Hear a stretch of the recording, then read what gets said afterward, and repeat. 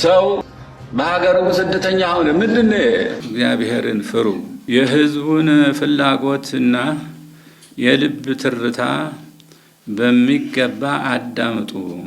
እዚህ አባት አሉ፣ ወዲህ ወለም ወዲያም ዘመም የማይሉ እዚህ የማይሰማ አባታዊ ተማጽኖም አለ። እዚህ ያልተቋረጠ መንፈሳዊ ልመና አለ። ሰላምን አስፍኑ፣ ሰው ወጥቶ ይገባ ዘንድ አድርጉ፣ እግዚአብሔርን ፍሩ። የሰው ልጅ ኑሮ ከተመቸው፣ መብቱም ካልተነፈገ፣ መኖር ካልተከለከለ፣ ከላይ ላይም ሆነ ከታህታይ መሪዎቹ ጋር አይጣላም። የልቡን ትርታ የሕዝቡን ጩኸት ስሙት የሚል ይህንን የሚናገሩት አባት አይዋዥቁም፣ ዘር ማንዘር አይሉም፣ ሃይማኖት አያበላልጡም። ሻሸመኔ ላይ ሰው ዝቅዝቅ ሲገደል፣ ወለጋ ላይ ሲጨፈጨፍ ምንድነው ሃይማኖቱ? ከየት ነው ዘሩ? ይሄ እንዴት ያለ ሰው ነው እያሉ አይጠይቁም። እጃቸው እየተንቀጠቀጠ ፊታቸው በእንባ እየታጠበ ይለምናሉ። የትግራይ ሕዝብ ዮሐንስ ገብረ መስቀልና አብርሃም በላይ እንዲሁም መሰል ጥቂቶች ከሚጠሩት በስተቀር ትግርኛ ተናጋሪ በጠቅላላ ሞት፣ እስራትና መጥፋት በታወጀበት ወቅት በቃ የሚል ድምፃቸውን ለማሰማት አልፈሩም። በዚህም ሊያሸማቀቋቸው የሞከሩ ሊዘልፏቸው የተሰለፉ ሰዎችን አይተዋል። የታቦት ሌባ ተብለው አብይ አህመድ ባሰማሯቸው ሚዲያዎች ዳንኤል ክብረት በመደቧቸው የፕሮፓጋንዳ ጉሮሮዎች ተዘምቶባቸዋል። ፓትርያርኩን የሰማይ ሕይወት አባቴ ናቸው የሚላቸውን አቡኑን ለምድራዊ መንግስቱ ለውጦ ብፁዕነታቸውን ሲረግምና ሲሳደብ የሚውል አማኝና ምዕመን በዚያ ሰሞን በርክቶ ነበር። በዚህ ተግባሩም ቤተ ክርስቲያንን ማዳከም የሚለውን ኦህዴዳዊ ተልእኮ በሚገባ አግዟል።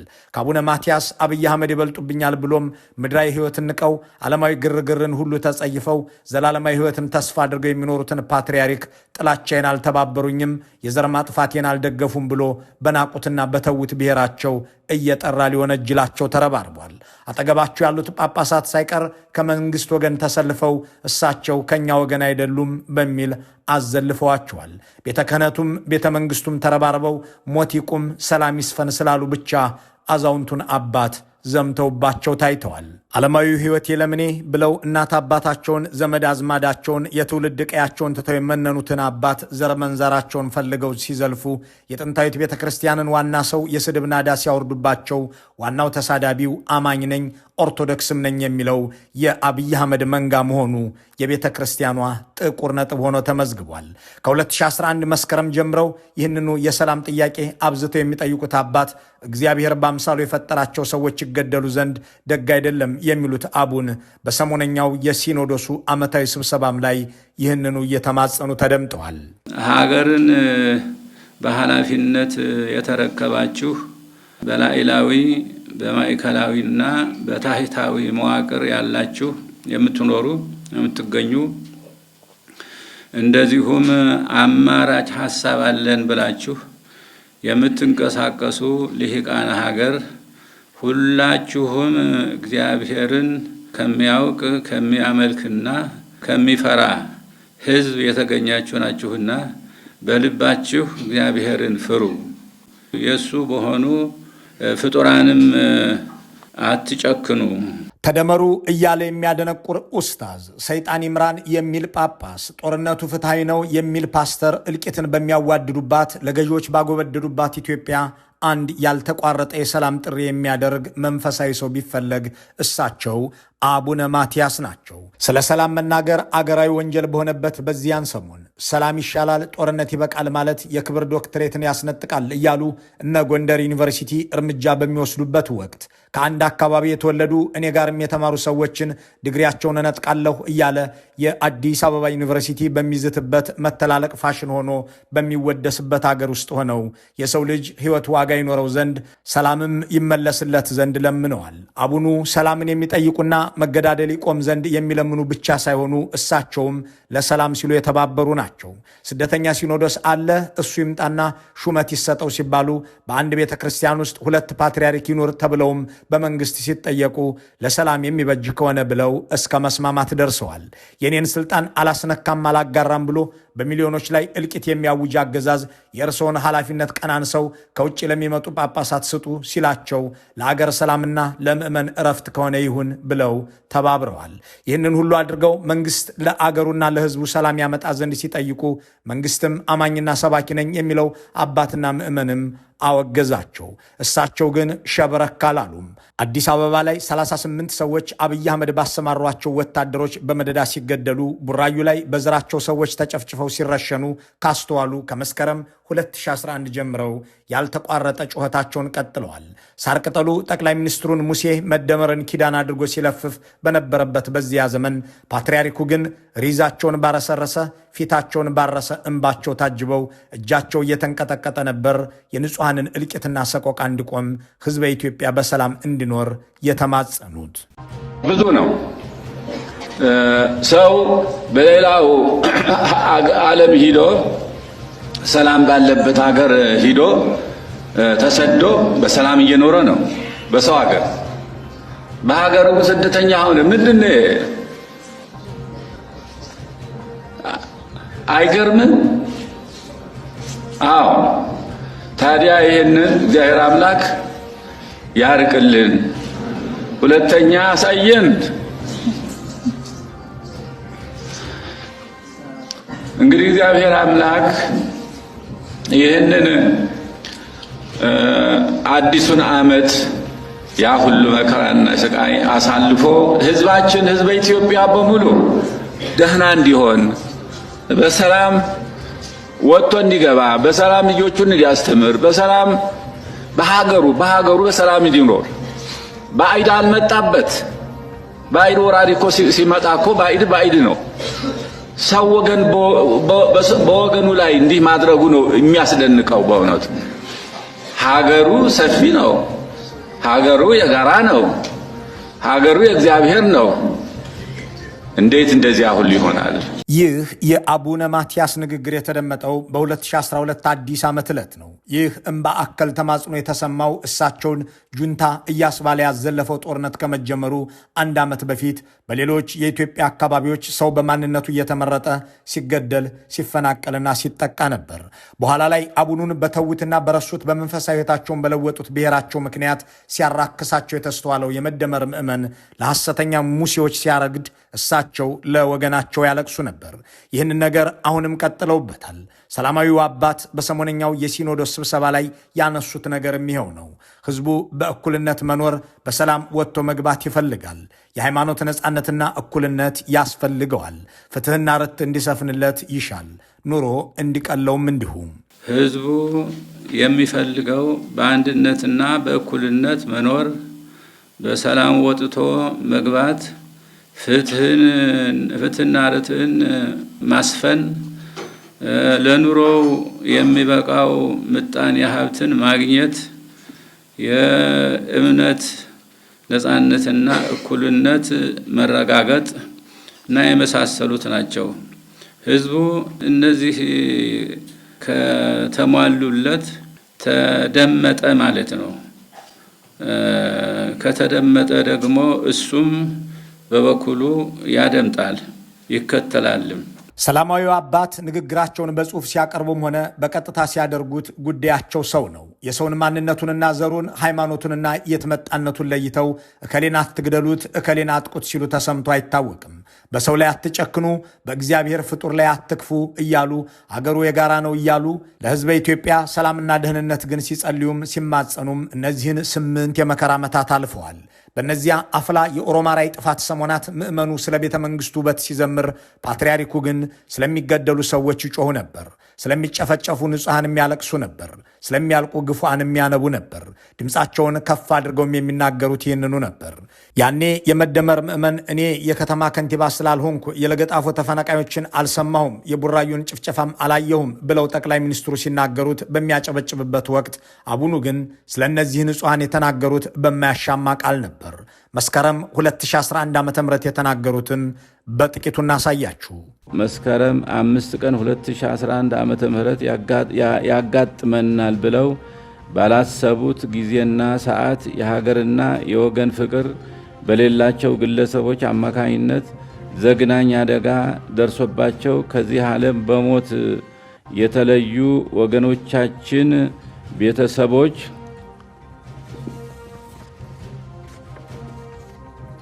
ለረሃብ ለርዛትና ለባሰ ጉዳት እንዳይዳረጉ ከማጽናናትና ከማረጋጋት ጋር ሁሉም ህብረተሰብ ድጋፍና እንክብካቤን ያደርግ ዘንድ ቤተ ክርስቲያናችን ጥሪዋን ታስተላልፋለች። የፓትርያርኩ ንግግር ይህ ብቻ አይደለም። የመደመር ምዕመናን የሚያመልኩት መንግስት የንጹሐንን እልቂት የየዕለት ስራው አድርጎታል ተብሎ በሚተችበት አብያተ ክርስቲያናት በሚቃጠሉበትና ንብረት በሚወድምበት ከ2011 እስከ 2013 ዓ.ም ማለትም እስከ ትግራይ ጦርነት ድረስ ጊዜ በነበሩት ዓመታት ዝም ብለውም አያውቁም። ሰዎች ዘራቸው ተመርጦ ሲጨፈጨፉ፣ ማንነታቸው ተለይቶ ሲሰየፉ፣ በሶማሌና በኦሮሚያ በአዲስ አበባና በአካባቢው ዜጎች ሲገደሉ፣ ምዕመናን ሲረግፉ፣ የሰው ልጆች ዘራቸው ተመርጦ ሲቀጠፉ አቡኑ ድምፃቸው ከመንበራቸው ወጥቶ ያስተጋባ ነበር። የሀገራችን ክፍሎች በደረሱት አስከፊ አደጋዎች፣ ዘግናኝ አደጋዎች ስናለቅስ ቆይተናል። ስናዝንና ስናለቅስ ቆይተናል። አቡኑ ስናለቅስ ቆይተናል ሲሉ የምር እያለቀሱ ነበር። ስናዝን ቆይተናል ሲሉም ከምራቸው አዝነው መሆኑን በአደባባይ አሳይተዋል። የከተማ ከንቲባዎች አርፈተኛ ተብለው ህዝብ በምድረ ኦሮሚያ ሲያልቅ ፖሊሶች አልታዘዝንም ብለው ቆመው እያዩ ንጹሐን ሲታረዱ ጠቅላይ ሚኒስትሩ እኔ እኮ ከለገጣፎ ሰው መፈናቀሉን አልሰማሁም እያሉ ሲያፌዙ፣ አቡነ ማትያስ ግን የሟቾችን ዘር ሳይቆጥሩ በአደባባይ ስለ ግፉዓን እልቂት ይጮሁ ነበር። ጥቅምት 2012 የተናገሩት ለዚህ አብነት ነው። አርአያ ሥላሴ የተፈጠረ ሰው ነው። ክቡር ፍጥረት ነው። በቀላሉ ዝም ብሎ እንደው ማጥፋት፣ የሰውን ህይወት ማጥፋት ማለት ትርጉም ምንድን ነው? ደግሞ ጠያቂ የለም። የሞተው ሙቶ ያለቀው አልቆ በቃ ምንም የሚደረግ ነገር የለም። ህግ የለም። መልካም ያደረገ እኮ እንዲሸለምበት ነው ህግ የተሰራው እና ህጉ ችላ ተብሏል። በእውነቱ ህጉ ችላ ተብሏል። ህግና ስርዓት አለ ብሎ ተማምኖ የተቀመጠው ሰው እንዲሁ እንደ ቀላል ነገር እንደ ዝንብ እንደው ረፍርፎ መሄድ በቃ አለቀ። ማን ይጠይቀዋል? ስርዓት ይኑር፣ ህግ ይጠንክር። በኃላፊነት የተሰጣቸው ደግሞ ይጠብቁ። ኃላፊነታቸው ነው እንዴ። ለምንድን ነው ፖሊሶች እያሉ ሰው የሚገደለው ተብሎ ቢጠየቅ አልታዘዝንም ይላሉ። አልታዘዝንም።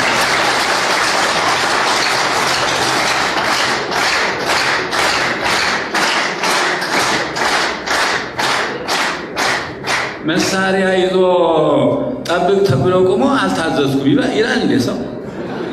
ምን ማለት ነው?